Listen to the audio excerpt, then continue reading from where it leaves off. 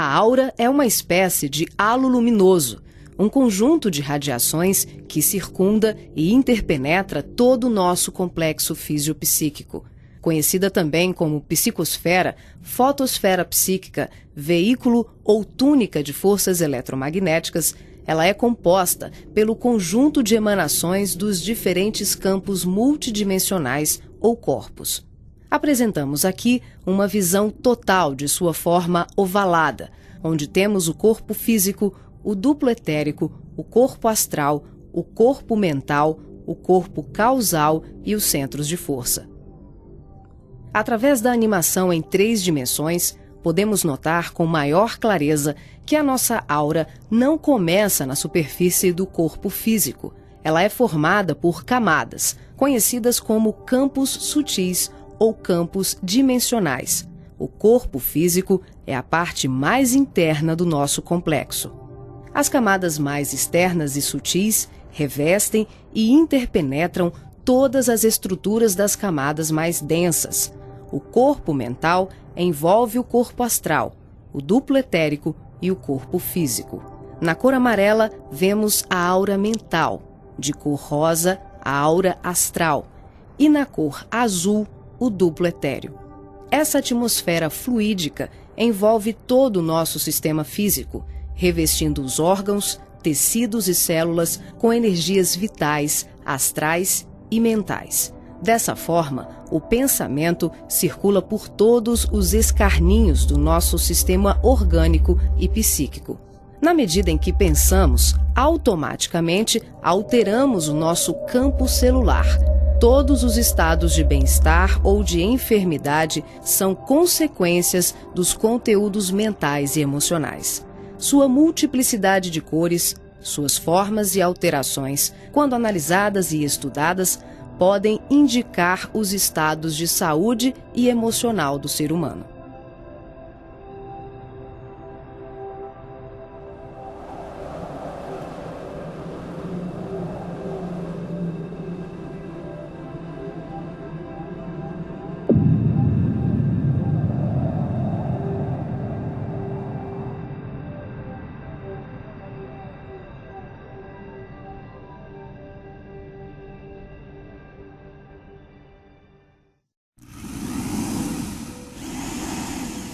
A palavra chakra vem do sânscrito e significa roda de luz, também conhecido como centros vitais, fulcros energéticos ou centros de força. Geralmente são visualizados por videntes e clarividentes como campos em forma de redemoinhos, com a aparência de uma flor, com pétalas irradiantes e coloridas. O nosso corpo é regido por esses centros, que vibram em sintonia uns com os outros, ao influxo do poder diretriz da mente, estabelecendo um veículo eletromagnético no qual o pensamento vibra em circuito fechado antes de exteriorizar-se. Cada célula do nosso corpo pode ser considerada um motor elétrico ou diminuto centro vital. O complexo humano é formado por centenas de chakras, que são classificados como mínimos, menores, maiores, secundários, principais e primordiais. Esses centros de força desempenham diversas funções, dentre elas a de reger as atividades fisiológicas dos órgãos a eles relacionados. Levando em conta as várias escolas que estudam o tema, definimos como primordiais 10 centros: o coronário, o cerebral ou frontal, o ágina, o laríngeo ou da garganta, o cardíaco, o gástrico ou solar, o esplênico, o umbilical, o genésico ou sexual e o fundamental. Na animação, vemos a parte anterior e posterior de cada chakra, que juntas formam um só órgão. Esses centros de força giram em alternância, repetindo o sistema de respiração num movimento permanente de emissão e absorção de energia. O giro é sincronizado e complementar entre o chakra anterior e o posterior. Os chakras são formados por microtúbulos, que são estruturas ocas, compostas por inúmeros blocos de moléculas idênticas. Esse elemento base, aqui aumentado milhares de vezes, junta-se a outros microtúbulos, formando uma complexa rede capilar. São microtúbulos menores que se inserem em microtúbulos maiores, num processo sucessivo. São justamente esses microtúbulos de diversos tamanhos que dão ao chakra a aparência de pétalas. Aqui vemos um exemplo dos microtúbulos maiores. E aqui, microtúbulos menores preenchendo os microtúbulos maiores.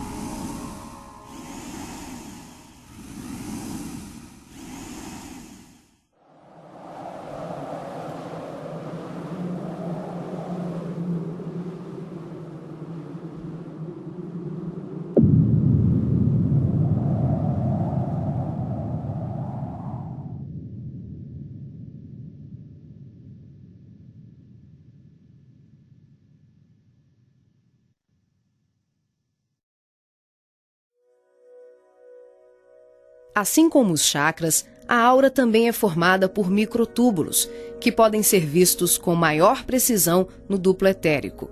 Os microtúbulos se afunilam, ficam cada vez menores e penetram os poros das membranas celulares. Como os citoplasmas das células é constituído em grande parte por água, que é uma das substâncias mais suscetíveis à magnetização, podemos concluir que o nosso bem-estar ou os nossos males físicos são frutos da nossa forma de ser e pensar. É assim que as vibrações positivas ou negativas geram saúde ou doença em nossas vidas. Tudo é resultado da direção e da qualidade que damos às nossas correntes mentais. Nessa animação, vemos através da aura e dos corpos. Os chakras estão ampliados e representados como lunetas se expandindo. Podemos observar o sincronismo das camadas mais externas com as mais internas. Temos os campos ligados ao corpo mental em amarelo, ao corpo astral em rosa e ao duplo etéreo em azul. Os centros de força das camadas superiores envolvem completamente os centros das camadas mais densas. Cada parte da luneta está contida na outra. Os microtúbulos maiores são preenchidos pelos menores.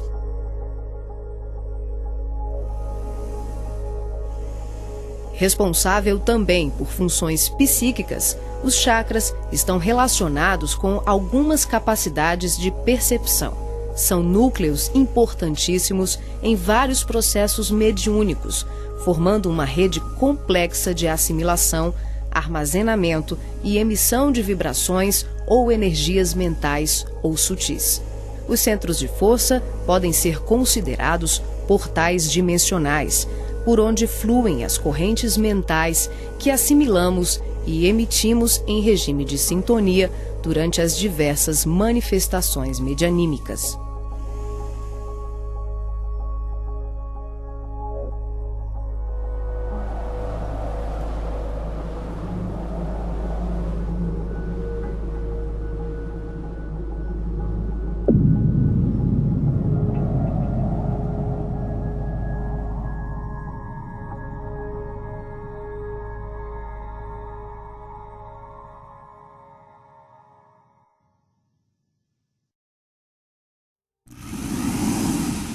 Vemos agora os chakras relacionados aos seus respectivos órgãos. Começamos pelos superiores, representados pelo coronário, frontal e ágina, anterior e posterior. Podemos observar o giro em movimentos de alternância, num ciclo permanente de emissão e absorção de energia. Vemos também a sincronia entre os anteriores e os posteriores. O coronário é o centro da sabedoria. Tem responsabilidade direta sobre as funções psicológicas, cerebrais e espirituais. Alimenta as células do pensamento e é o provedor de todos os recursos eletromagnéticos indispensáveis à estabilidade orgânica. É o centro de mais alta frequência. Na animação, o chakra ágina, responsável pelas percepções visuais, vidência e clarevidência, aparece na sua parte posterior da mesma maneira que o frontal. Na verdade, eles se juntam, formando um só chakra, localizado na parte posterior da nossa cabeça. É aqui que o cordão de prata é inserido. O frontal é o centro da mente. Responde pelas funções da visão, da audição, do olfato e ainda administra o sistema nervoso central. É responsável também por uma vasta rede de processos da inteligência, que dizem respeito à palavra, à cultura, à arte e ao saber. O chakra laríngeo é o centro da expressão, regula a fonia, o sistema respiratório, o processo digestivo inicial, a pressão arterial e corresponde-se com as glândulas tireoide e paratireoide. O que na imagem se assemelha a uma pétala são os microtúbulos dos mais variados tamanhos. Eles giram em um processo sincrônico, sempre de forma complementar. O cardíaco é o centro do sentimento. Vemos a sua feição posterior e anterior. Ele sustenta os serviços da emoção e do equilíbrio geral. É o responsável pelas energias de todo o aparelho circulatório e se relaciona com o sistema nervoso parasimpático.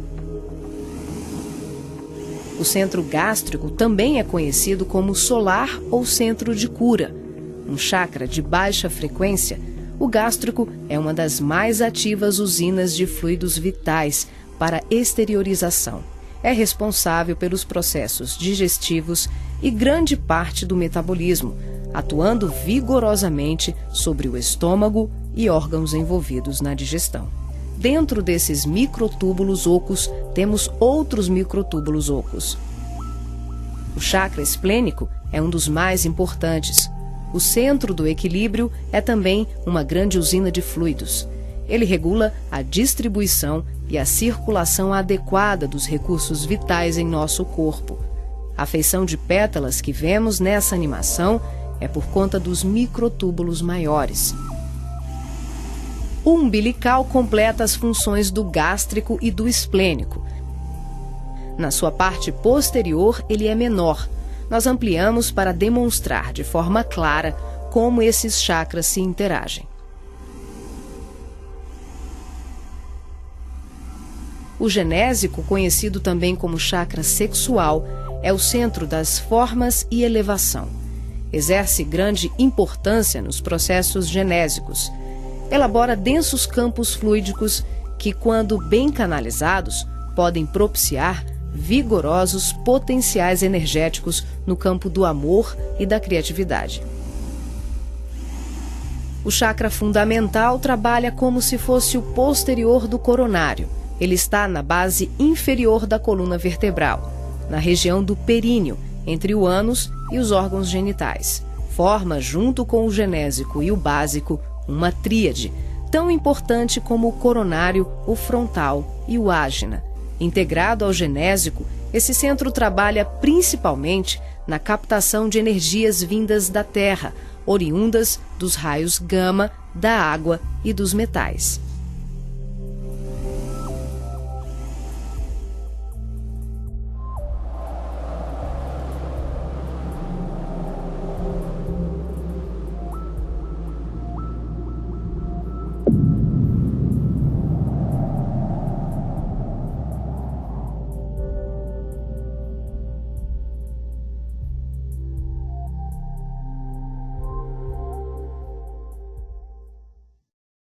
Nessa animação, representamos o processo de desdobramento dos diferentes corpos. Vemos aqui a projeção ou saída dos corpos sutis do homem. O corpo físico permanece.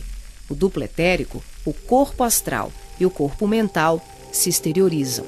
Os fios coloridos dão enfoque ao funcionamento dos cordões fluídicos, que são os responsáveis pela interação entre os corpos. Para ressaltar os fluxos mental, emocional e vital, subdividimos o cordão de prata, que assimila todos os fluxos, em 3. O cordão de prata propriamente dito, que liga o corpo físico aos demais corpos sutis, aqui representando apenas o fluxo mental. Em amarelo, o detalhamento do fluxo emocional.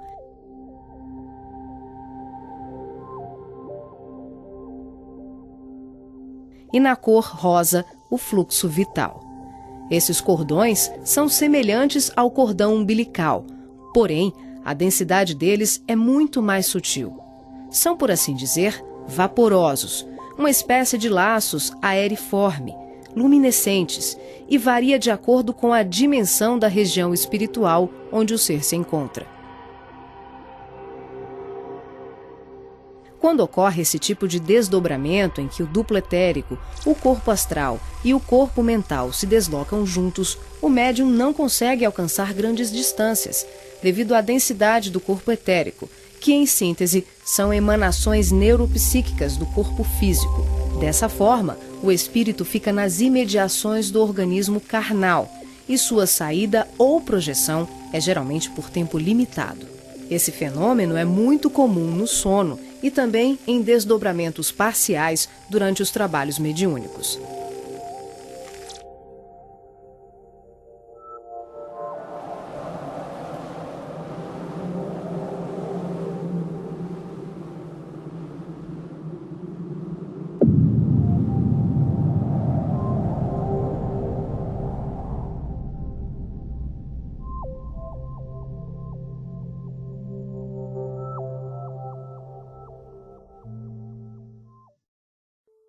Nesse exemplo de desdobramento, a projeção se inicia com a exteriorização dos 3 corpos sutis, o duplo etérico, o corpo astral e o corpo mental. Em seguida, o passivo devolve ao corpo físico os eflúvios vitais, conhecidos em seu conjunto como duplo etérico, que tem como uma de suas funções assegurar o equilíbrio entre a alma e o corpo de carne, garantindo o calor indispensável à colmeia celular. Desembaraçado dos veículos mais densos, corpo físico e duplo etérico, o médium se desloca com o corpo astral, envolvido pelo corpo mental e pelos outros corpos mais sutis, aqui não representados. Ao devolver as energias neuropsíquicas, o médium projetado fica, por assim dizer, mais leve e ágil, o que lhe permite uma melhor condição de trabalho e observação, além de lhe possibilitar o deslocamento para regiões diversas.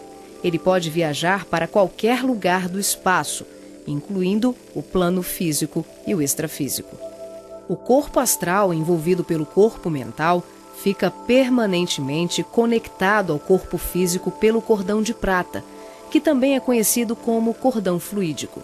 Trata-se de um laço, um feixe energético extremamente flexível e expansível, que é formado de microtúbulos, a exemplo dos chakras, e mantém um fluxo energético bidirecional entre os corpos densos e sutis.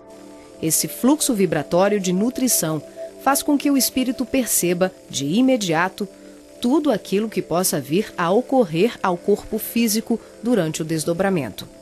Na volta, podemos observar como ocorre a reentrada dos corpos mais sutis, na conjugação com o corpo físico e etérico.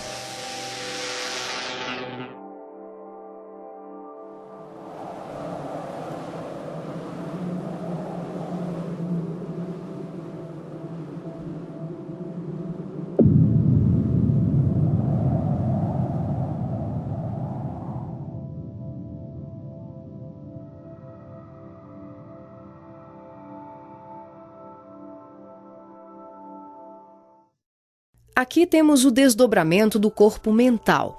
Os 3 corpos saem. O médium devolve ao corpo o duplo etéreo e apenas o corpo mental se projeta. A animação demonstra que, em qualquer tipo de desdobramento, os corpos permanecem conectados entre si através do cordão de prata e dos fluxos energéticos. Em relação ao corpo mental, ocorre muito mais um fluxo mento-emotivo que propriamente um cordão densificado, como mostra o vídeo. Esse tipo de projeção permite ao médium se deslocar para qualquer lugar do universo com uma percepção muito maior, visitando regiões astrais e mundos superiores que estão bem além das colônias de transição, geralmente descritas na literatura espírita. O corpo mental é o envoltório sutil da mente. tem a forma ovalada ou ovoide, que define o formato da totalidade da nossa aura. O mental também é o responsável pela formação do corpo perispiritual ou corpo astral.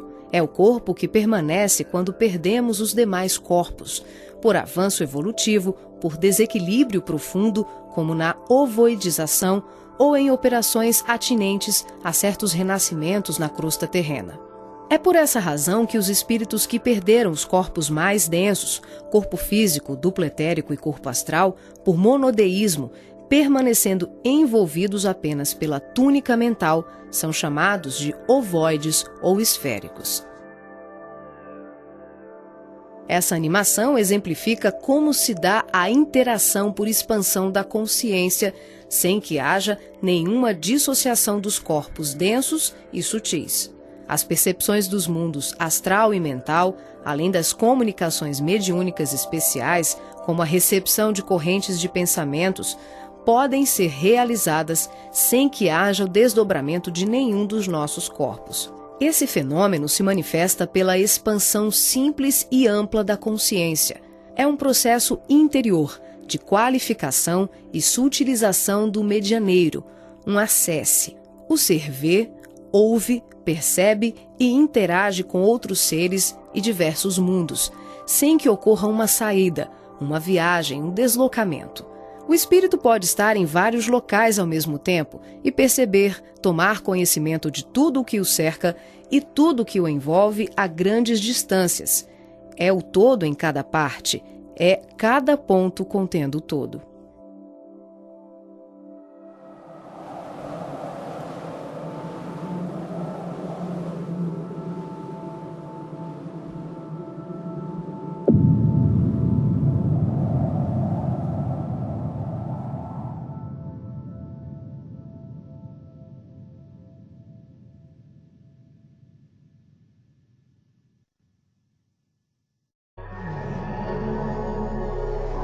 Nessa animação, visualizamos os espíritos revestidos apenas pela túnica ou corpo mental, após a perda do corpo astral ou perispiritual, quando tomamos a parte pelo todo.